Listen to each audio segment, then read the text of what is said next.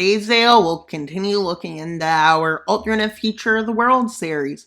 And as we know, the world controlled by AI is starting to crumble, with AI losing ground at very rapid speeds in the last part.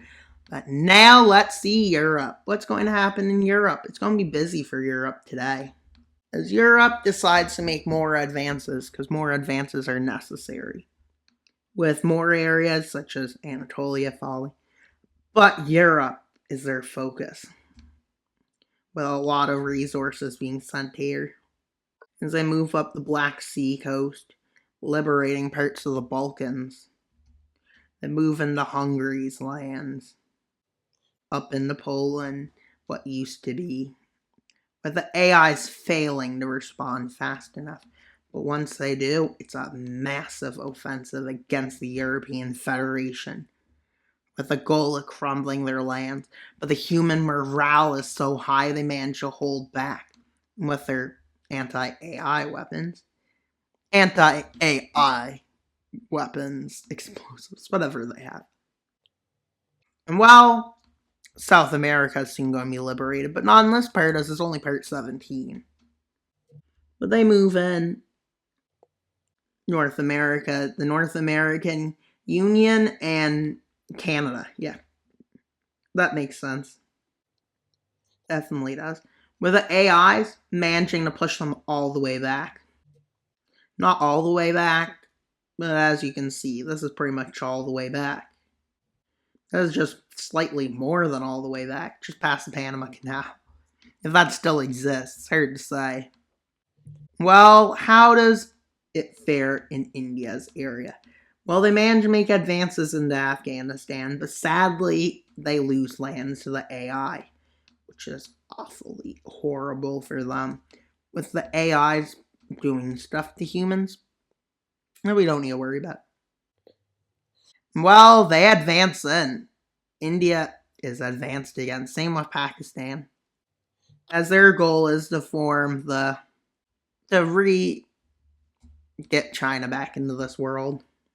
Well, North America lands in Iceland, which they take. The AIs are losing land in Western Europe now, but they manage to make an offensive, which allows them to control the area of AI Germany. But in AI Switzerland, a different story is seen, as they start to fall, and a human rebellion near Oslo and up Norway and parts of Sweden and one chunk of Finland breaks out. And well, it's massively successful, with the AIs failing to put them down, as they manage to take these lands, with the AI managing to push them away from Norway's coast and away from Oslo, but still they stand. Well, that does need to be here. And while a Russian, Ukrainian, Belarusian rebellion breaks out, almost as far north as St. Petersburg, with them quickly occupying lands in Russia and Ukraine, with the areas that revolted up north more in Belarus crumbling, with the Ukrainian-Russian rebel state. Well, into the Romania area, where Romania used to be, the European Federation advances north. While they meet with these rebels.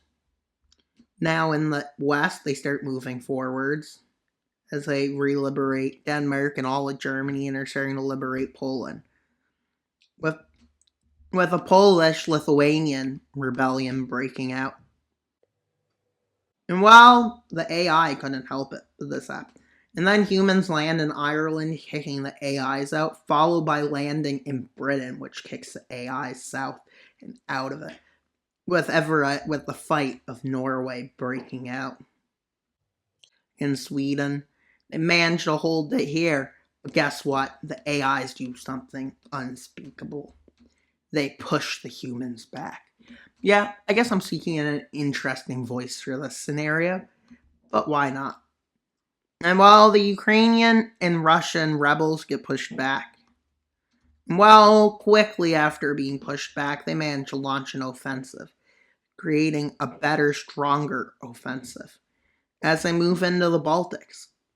And at this point, the Middle East and India's forces start an offensive into the Caucasus Mountains, quickly getting into southern Russia.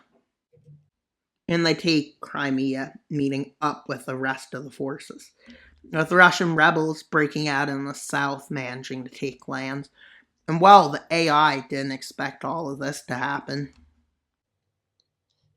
And well, the AIs decide that their best bet is to withdraw to the Urals to create a defensive area, which quickly leads to Russia occupying this amount of land. While the European Federation, Russia is not joining it, but they're still going to liberate themselves. And while you can see in Asia, not much is happening. But guess what? An offensive launched by India happens. Is this foreshadowing for the liberation of Asia or not? Who knows? Well, last part of this series, not series, season, we'll see a peace treaty, and then, well, the next season we'll start with those borders.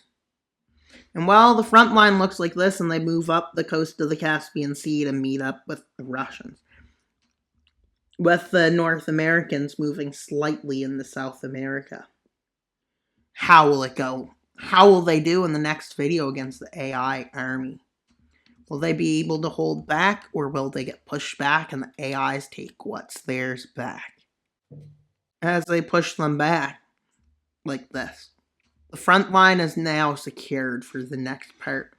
And that's all for today's video. Please like, subscribe, and comment. Wild Mapper out, but not until you subscribe. Bye, guys!